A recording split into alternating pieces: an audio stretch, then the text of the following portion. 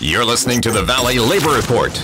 When coal miners, really it's just coal bosses, but when coal miners, this deified, idealized perception they have of them in their imagination, not real people, but just this imaginary figure that they have, can be used as a cudgel in a cultural battle that will have no material impact on anybody's life. When they can be used in that way, conservative politicians and talk radio hosts and TV personalities love coal miners. Absolutely. They could not get enough of coal miners. And we can look at what happened when, in 2016, I believe it was, when Hillary Clinton said, we're going to put a lot of coal miners out of business. And that was bad. That was a bad statement. Absolutely. That was worded terribly, and she deserved flack for that. And she got it from, I believe, the left and the right. But did that culture war battle actually have any material impact on any coal miner? No. It was only these buzzwords. It was just a culture war battle. It was just another battle in the culture war. Here we have over 1,000 coal miners.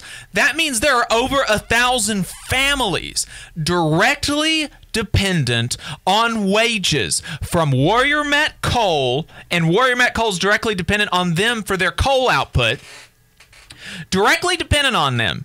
And they are on strike right now because Warrior Met has not held up their side of the understood bargain, which was that 5 years ago, the workers are going to take concessions to save the company. Once the company is saved, they will get those things back. And Warrior Met is refusing to give them what they deserve. They're refusing to even come to the bargaining table in a lot of instances. And unless it's me, unless I am on the radio, you don't hear a damn thing about it. Not on Twitter from the people that represent you or that want to represent you or that represent the people in Brookwood or want to represent the people in Brookwood. You don't hear anything about it. This is the largest strike in Alabama in decades. The largest coal miner strike in Alabama in decades. And Republican politicians and their mouthpieces in the media are not saying anything about it. Anything at all. Anything at all. And why is that? Why is it that they will spend hours and hours and dozens and hundreds of tweets and content and airtime and Facebook posts and news segments on critical race theory, on the great cancellation of Dr. Seuss, on any of these other, on Starbucks cups? Why is it that they will spend so much time on these totally performative, immaterial things, and they won't lend their support, they won't galvanize their audience to support actual working people in Alabama, actual conservative, in many cases, working people in Alabama? Again, I've said this multiple times. I saw Trump hats on the picket line, okay? Where are these conservative politicians and media figures? They're nowhere to be found because this strike has something that these other culture war issues do not, which is working class solidarity wielded against the boss. Okay? You don't have that in the bashing Hillary Clinton for saying she's going to put coal miners out of work. You don't have that when we're talking about Dr. Seuss's estate taking down one of his books because they had racist caricatures, and you don't have that when you're talking about Starbucks cups. There's no working class anything in that is a completely constructed culture war issue. In Alabama, there are 1,000 coal miners that are conservative and liberal and black and white and men and women coming together across all of these ideological and gender and racial divides to come together to fight for each other and for their families and for their communities against a corrupt corporation, against New York hedge funds. And if they can do it, then maybe the people in this audience can. And we can't have you thinking anything like that.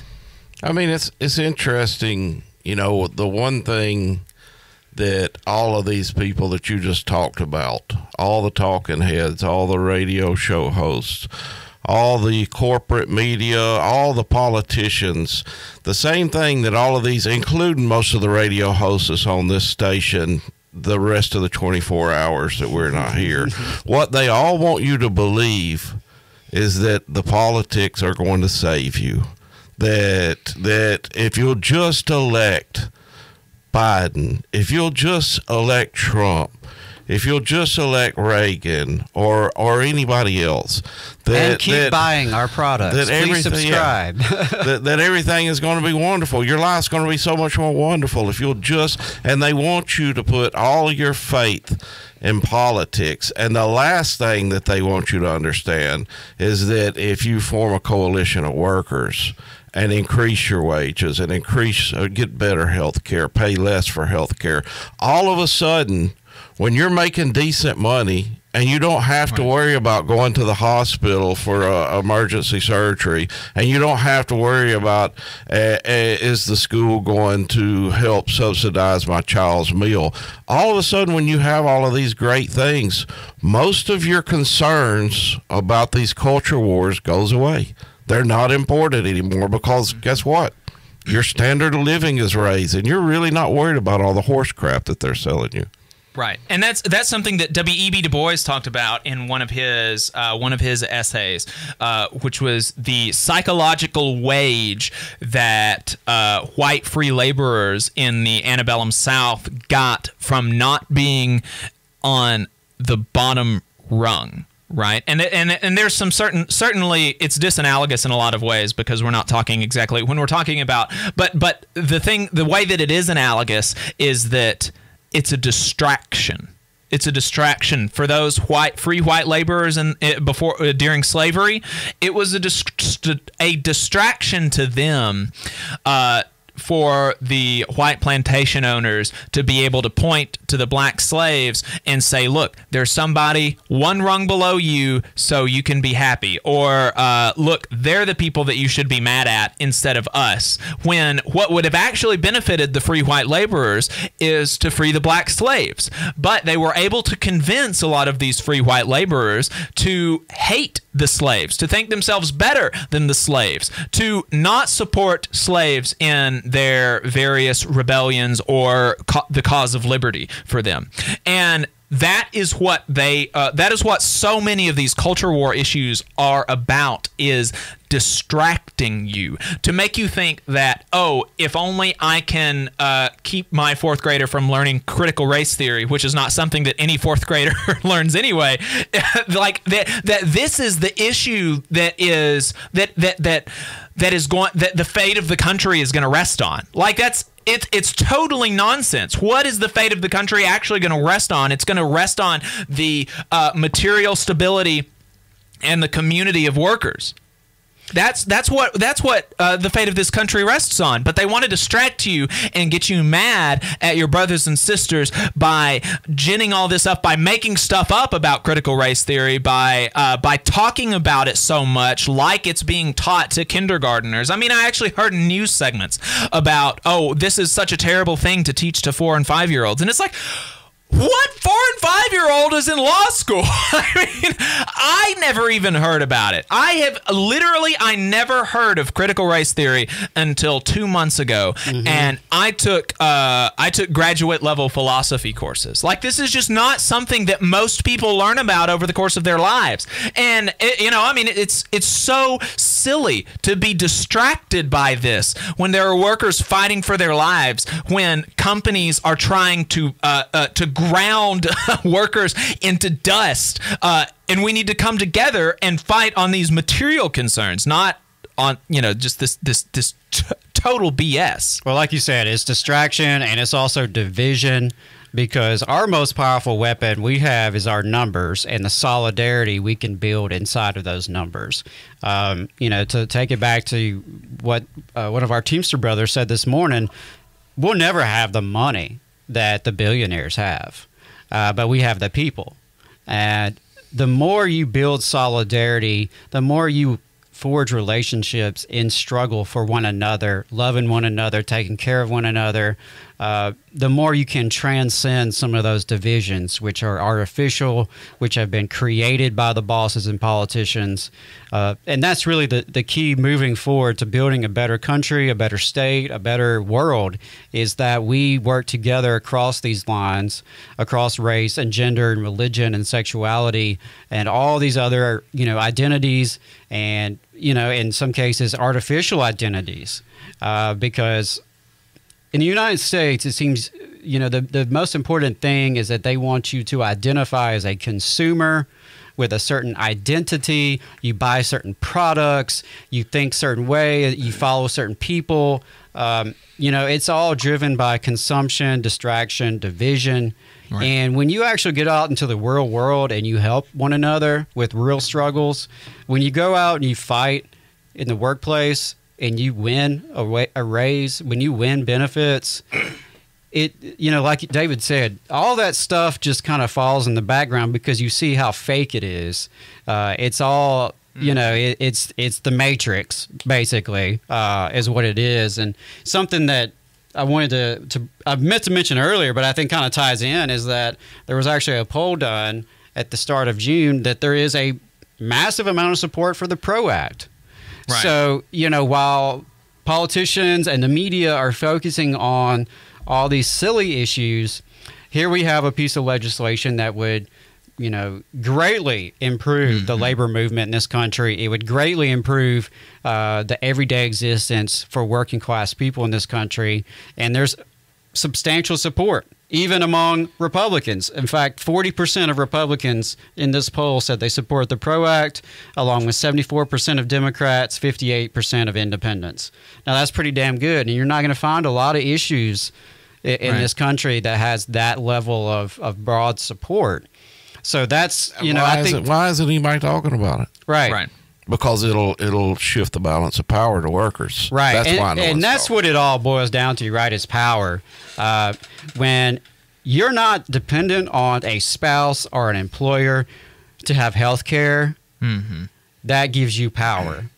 When you know that you have brothers and sisters who will back you up, if you're being picked on by your boss, being harassed, being terminated by your boss, you know that you have people to back you up. That's power. Right. And there's real power in that community.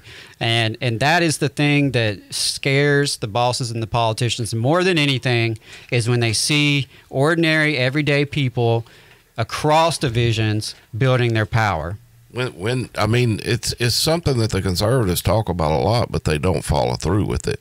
When the people out here on the street recognize that we don't need you any longer, that we don't need the politicians, and we really don't need the bosses any longer, it scares the hell out of them, But the conservatives, they talk a good game about it, but they never follow through on what actually creates that system, and part of creating that system is leveraging the power that the workers have. Right. They want you to be crippled. They want you to think that either the right Republican clutch or the left Democratic clutch, that you need one of those crutches to help you walk through life every day, and you don't. Right. I think both parties are apt to describe symptoms of our current system, to promise solutions to those symptoms, but we never get into what is causing all these symptoms. Because there is a root cause there, and that's our socioeconomic system that both parties are established to defend. So I think the building power is important. The more we build unions, that gives us power. The more we set up worker co-ops and establish our own production outside of, when we get to the point where we don't have to rely on them, to feed our families, happens? When that happens, I think it can, and I think it will. The more we build our own co-ops, the more we build our own unions, the more we can control the economy ourselves to take care of one another, the less we have to even fool with these people and their distractions. Yeah, and you're not going to do, and it all goes back to the same thing that I've been saying. You're not going to do that to a political party. A political party is there to provide a crutch for you. No matter what side you're on, it's there to provide a crutch for you. You will build power through working class organizations, through unionization, and eventually, it would be my hope that eventually we do away with government in completely. What's the reason of having centralized government when we got our communities taking care of each other out here in our region? There's no reason for it anymore. You quit paying those taxes to support big business, and it starts going directly into your community, into health care, and things like that. There's a concept that I won't use the name of what that's called, but if that sounds good, I would say get involved with some unions. If you want to see what we're up to throughout the week and get our snide quips about the news of the day, then you should follow us on social media. We are on Facebook at facebook.com/The Valley Labor Report. We're on Twitter at Labor Reporters. I'm on Twitter at JacobM_AL. If you missed part of the show and want to go back and watch it later, you can search YouTube for The Valley Labor Report and subscribe to our channel. You can go back and watch the full show there, and we also clip segments and release them throughout the week. We also upload the program on more than 11 different podcasting apps. So to see if we are on your listening platform of choice, you can go to thevalleylaborreport.transistor.fm/subscribe. We've got a website where you can buy our fantastic union-made hats and union-made stickers.